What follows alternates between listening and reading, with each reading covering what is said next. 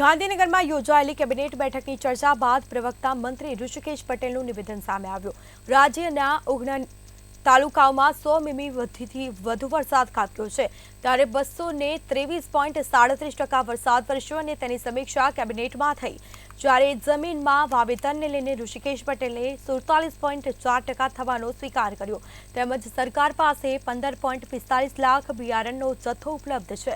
જ્યારે ચોમાસામાં વધતા જતા રોગચાળાને લઈને પણ તેઓએ જણાવ્યું હતું કે રોગ બાબતે સરકાર એડવાઇઝરી જાહેર કરશે, તેમજ આરોગ્ય વિભાગ રોગો ન થાય તેની જનજાગૃતિ ફેલાવશે। કોલેરા બાબતે સરકાર આવશ્યક પગલાઓ લઈ રહી છે।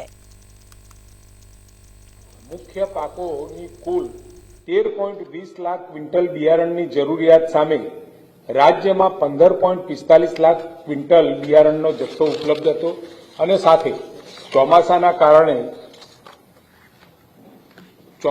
કારણે જે પશુઓમાં નાના મોટા રોગ આવતા હોય એના માટેની પણ ચિંતા કરી લેવામાં આવી છે।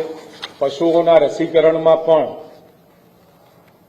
રોગ પ્રતિકારક રસીકરણ હાથ ધરાયું છે। 23-24માં ચોથા રાઉન્ડના અંતર્ગત 1.54 કરોડ પશુઓનું રસીકરણ આપણે પૂરું કર્યું છે। ચોમાસાને લઈ મેલેરિયા, ડેન્ગ્યુ, ચિકનગુનિયા, ક્યાંક પાણીની વિતરણ વ્યવસ્થામાં ક્યાંક ગરબડ હોય અને ક્યાંક લીકેજીસ હોય તો એવા સંજોગોમાં કોલેરા થવાની પણ સંભાવનાઓ ઊભી થતી હોય છે।